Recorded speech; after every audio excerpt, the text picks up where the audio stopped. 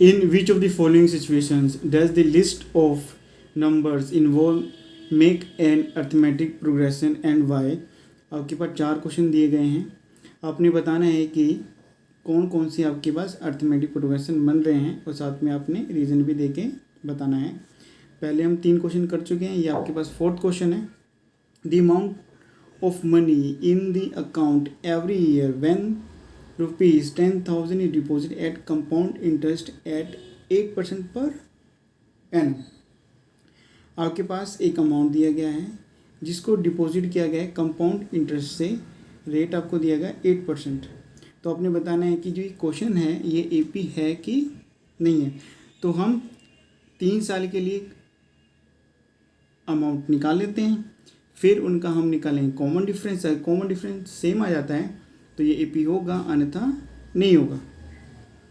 तो सबसे पहले आपके पास कंपाउंड इंटरेस्ट का फॉर्मूला होना चाहिए। तो फर्स्ट ईयर के लिए लगाएंगे यहाँ पर फॉर्मूला, यहाँ लगाएंगे सेकंड ईयर के लिए, यहाँ लगाएंगे थर्ड ईयर के लिए। फॉर्मूला आपके पास होता है कंपाउंड इंटरेस्ट का, amount equal to principal bracket 1 plus rate by 100, power आपके पास आएगी एन। एन आपके पास होता है टाइम पीरियड, यानी कि first year, second year, third year, fourth year.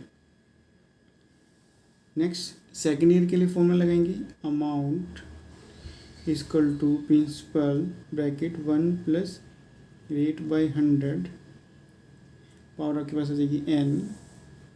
ऐसे हम थर्ड ईयर के लिए फॉर्मूला लिख लेंगे, amount equal to principal 1 plus rate by 100, power आपके पास हो जाएगी एन। जो आपके पास फर्स्ट अमाउंट है वह आपके पास A1 की वैल्यू देगा, जो सेकंड ईयर का अमाउंट है वो आपके पास A2 की वैल्यू देगा, जो थर्ड ईयर का अमाउंट आपके पास A3 की वैल्यू देगा। तो सभी वैल्यू पुट कर देते हैं, तो मेरे पास आ जाएगा P आपको दे रखा है प्रिंसिपल, तो आपके पास 10,000, तो यहाँ पर लिख देंगे 10,000 ब्रैकेट 1 प्लस रेट आपको दे रखा है 8% पर एनम, तो 8/100 आ जाएगा। एन आपके पास है फर्स्ट ईयर के लिए, यहाँ पर आ जाएगा आपके पास 1। वैसे ही प्रिंसिपल आपके पास है 10,000, 1 प्लस रेट 8/100, सेकेंड ईयर की है, एन की वैल्यू हो जाएगी आपके पास 2। ऐसे ही हम थर्ड ईयर के लिए भी लिख लेंगे, प्रिंसिपल आपके पास है 10,000, 1 प्लस 8/100, पावर आपके पास हो जाएगी 3, क्योंकि हमारे पास ये तीसरे साल के लिए हम अमाउंट निकाल रहे हैं। अब इनको कर लेते हैं सभी को सोल्व। तो यहाँ पर आपके पास है 10,000, तो बाय 1 कर देंगे, 1 और 1000 को 1 और 100 को मल्टीप्लाई करेंगे आपके पास आ जाएगा 100, 100 को मल्टीप्लाई करेंगे 1 से आपके पास आ जाएगा 100 प्लस, तो साइन प्लस का तो यहाँ भी प्लस का जाएगा, 1 को मल्टीप्लाई करेंगे 8 से आपके पास आ जाएगा 8। तो यहाँ पर पास आएगा 10,108 डिवाइडेड बाय 100। 10,000 सोल्व करेंगे तो पॉइंट मेरे पास आ जाएगा यहाँ पर, मल्टीप्लाई में मेरे पास आएगा 1.08। तो 1.08 को मल्टीप्लाई करेंगे 10,000 से, तो मेरे पास वैल्यू मल्टीप्लाई में होगी, तो मेरे पास आएगा 108।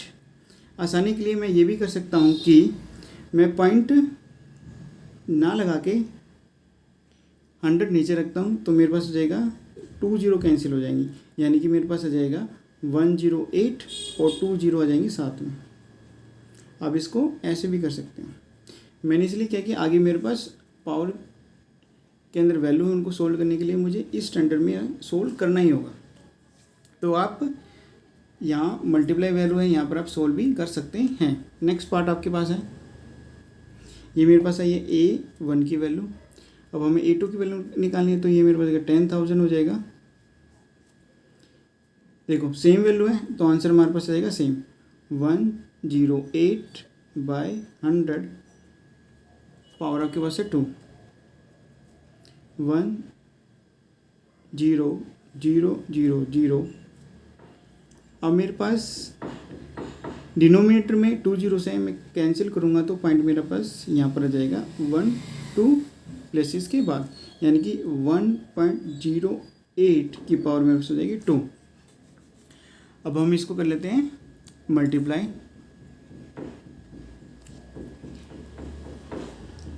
1.08 को मल्टीप्लाई करने 1.08 से 64 8 0 0 0 8 0 1 4 6 6 1 और 1 पॉइंट मेरे पास आ जाएगा 4 वैल्यू के बाद 1 2 3 4 के बाद, यानी कि 10,000 को मुझे अब मल्टीप्लाई करना है। 10,000 को मुझे मल्टीप्लाई करना है 1.1664 से, तो मेरे पास पॉइंट कैंसिल हो जाएंगे। अगर पॉइंट हो जाएंगे 1 2 3 4 1 2 3 4 ये सभी पॉइंट मेरे पास क्या हो जाएंगे, कैंसिल हो जाएंगे। मेरे पास सिर्फ बच जाएगा 11,660 रुपीज़, यानी कि 11,664 रुपये आपके पास सेकेंड ईयर में अमाउंट आ जाएगा।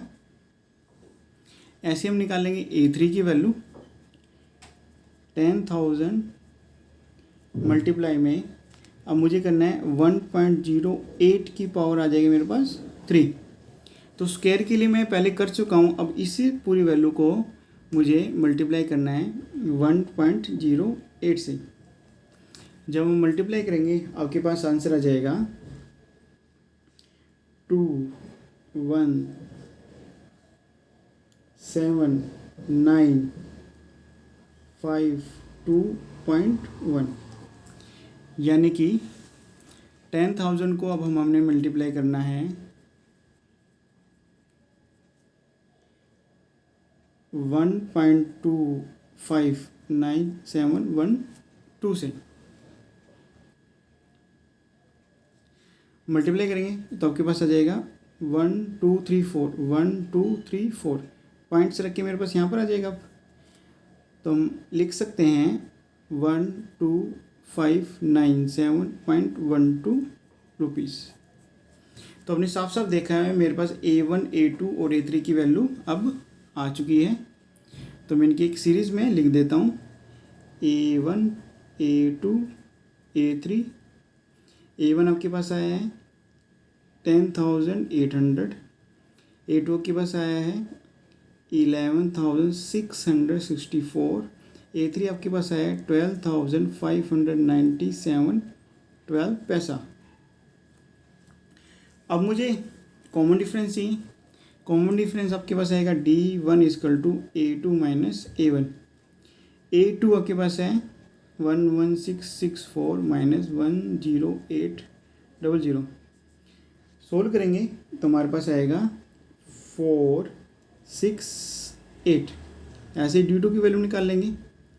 A3 माइनस A2 होगा। A3 आपके पास है 12,597.12 माइनस 11,664 माइनस करते हैं तो आपके पास आ जाएगा 0.12339। तो आपको साफ साफ दिख रहा है कि D1 D2 के इक्वल नहीं है, या D1 लिख सकते हैं हम D2 के इक्वल नहीं है। तो आपको साफ साफ पता लग गया है कि D1 D2 आपस में बराबर नहीं है। तो जो हमें क्वेश्चन दिया गया है वह AP नहीं है। अब हमें कैसे लिखना है मेन आंसर आपको। सो the given list of numbers not forms an AP because common difference is not same। यही आपका है मेन आंसर।